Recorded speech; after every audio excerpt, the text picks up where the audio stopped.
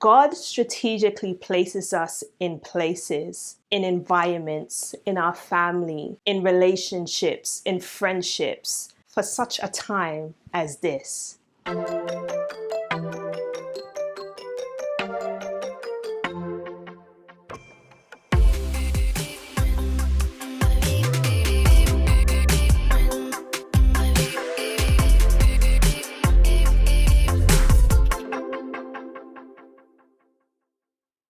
Hey family, welcome back to the Sir Pod. My name is Diamond. Glad to have you back. As you can see, my setup is a little bit different today.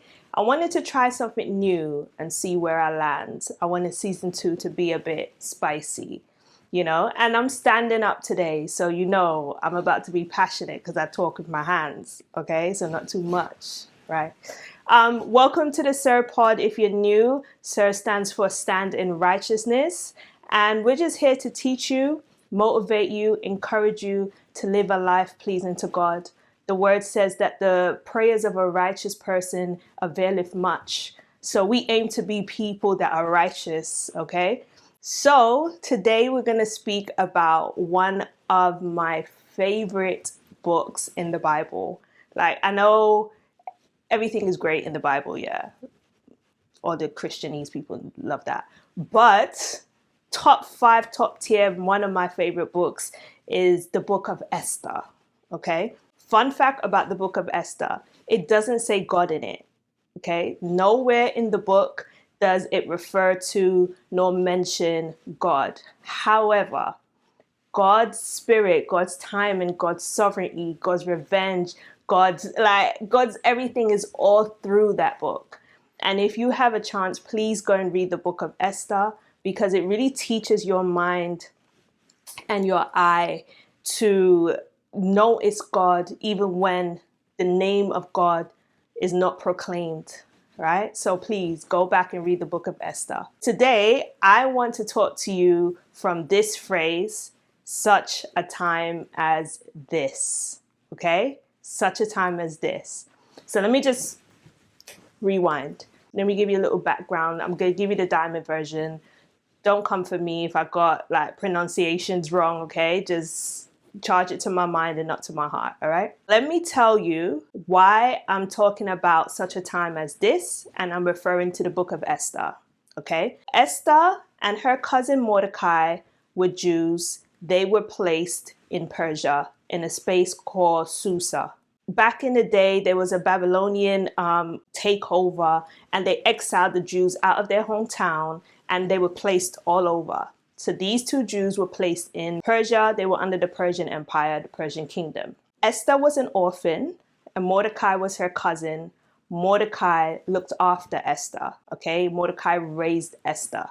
Now, let me take you to the palace. So there was a king called Xerxes. I hope I'm pronouncing that right. King Xerxes. He was the king, and he had a queen. Queen Vashti, I believe. Queen Vashti. Don't come for me. So the queen was acting up. Long story short, the queen, she was acting up. And they was like, listen, you need to get rid of her, because if other women around town hear that she's dealing with you, the way she's dealing with you, they're not going to respect you.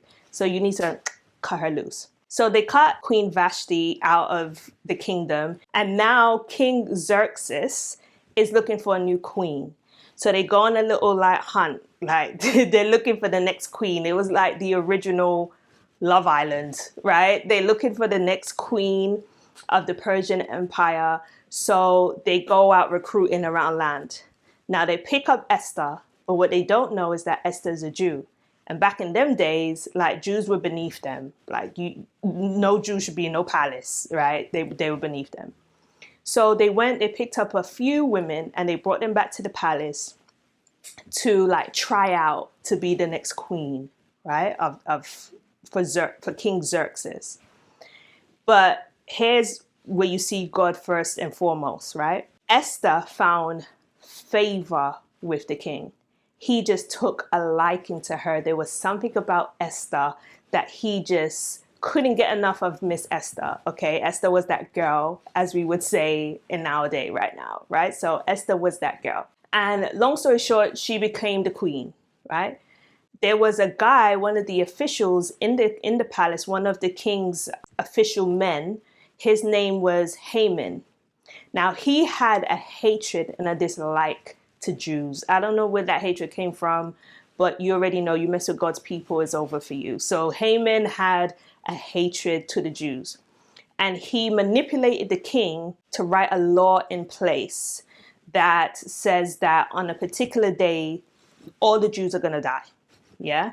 But the king was not aware of the plan of Haman. He was just following one of his advisors, one of his men. He didn't know that there was like manipulation there. So word got out to Mordecai, who was on the outside. Mordecai was helping in the palace, but he was still like a worker. He wasn't a part of the main crew, right? So Mordecai and Haman, they had beef. Mordecai would not bow down to Haman or do any of the things, and Haman hated him for being a Jew, right?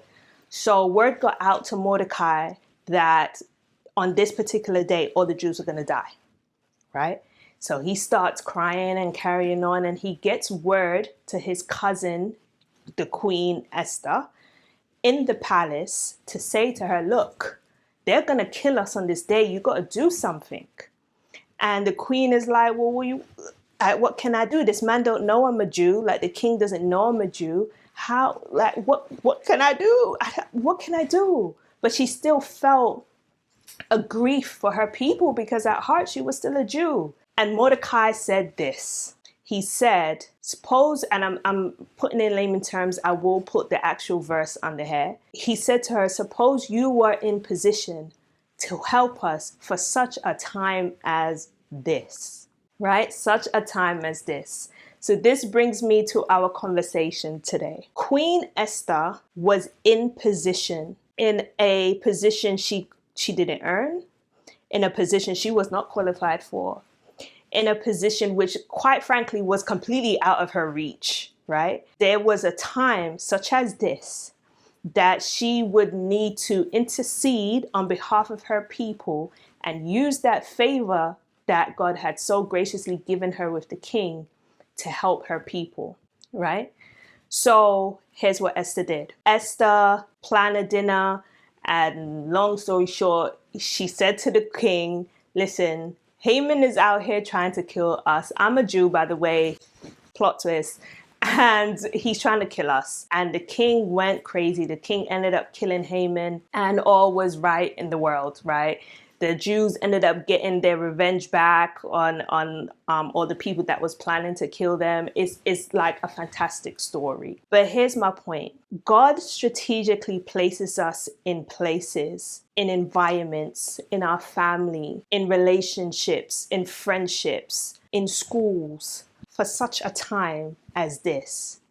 He made sure you were born the year you were born, the time you were born, so that you can be your age that you're at right now in 2025 for a time such as this.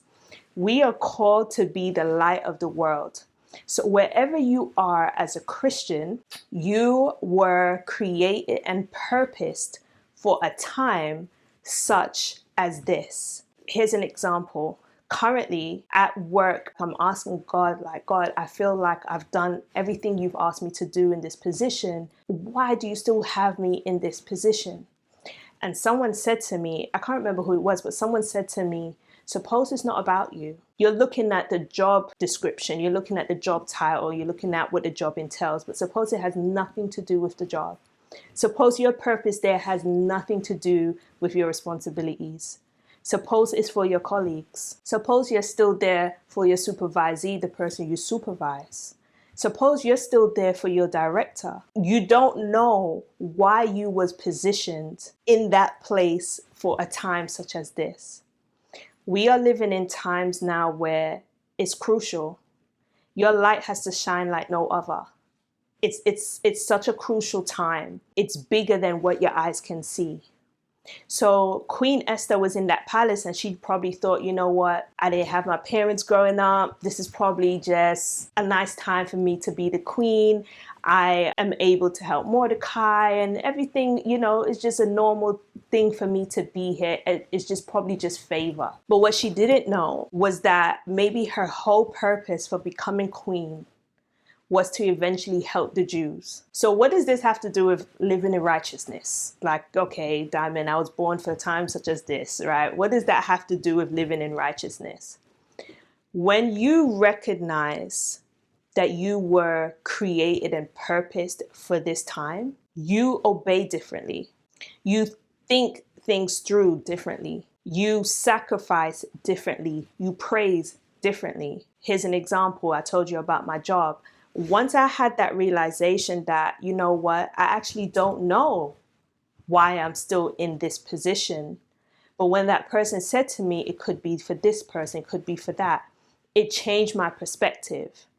So when I go in now, I'm not going in like, oh, like I'm here again. Like, don't get twisted. There's days where I'm like, oh my days. But for the most part, I have a different obedience because I come in with purpose, even when I don't feel like it. And I come in and I do things with purpose and I have conversations with purpose, even when I don't feel like it. So you may be in your job and you may hate it. And you may think, I cannot even see why God still has me here. And if he still has you there, it's because you were there for such a time as this. If you are in a friendship and you're thinking to yourself, like, I don't understand, this person is like all for themselves and, I'm just always doing this and doing that. And they're like, you may be the only example of a Christ-like human being that they may be privy to. It's bigger than you. So you obey different, you sacrifice different, you love different, you fulfill your responsibilities differently. And here's another thing, you do it afraid. So what do I mean? When Mordecai was going to Queen Esther and he was saying to her, look, you need to do something. So back in them days, you couldn't just walk up to the king.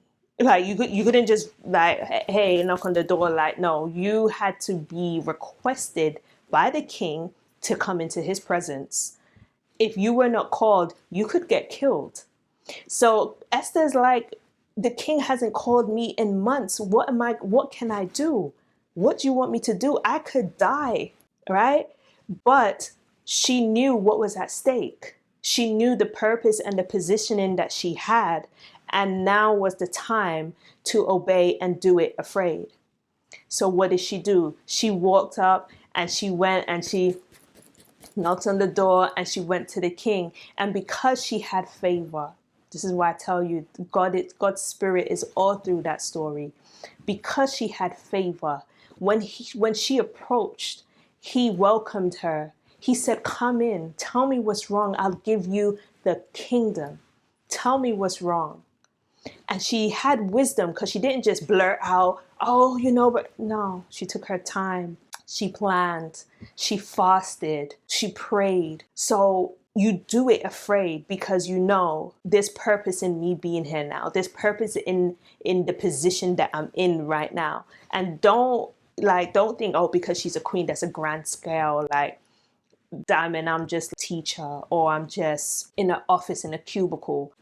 Sometimes your advice at work could be the thing that changes and shifts somebody's heart posture.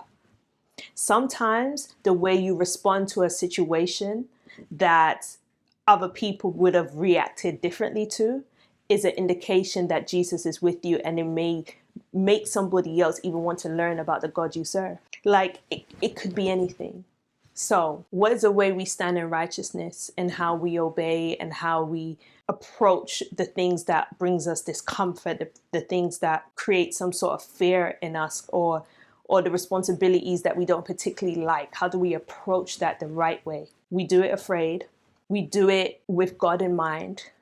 We acknowledge that it's bigger than us and it's not about us. And we recognize and we remember that we were born, and to your year, this year, so I could be this age, so I can be in this position for such a time as this. God makes no mistakes. You weren't accidentally put there. You weren't accidentally a teenager in that space that you're in, and you can understand the lingo and you can help the older person at your job who feels intimidated or inferior. Like, whatever it is, yeah, you were born for such a time like this. All right. Until next episode, be kind, be blessed, and I love you guys. All right. Bye.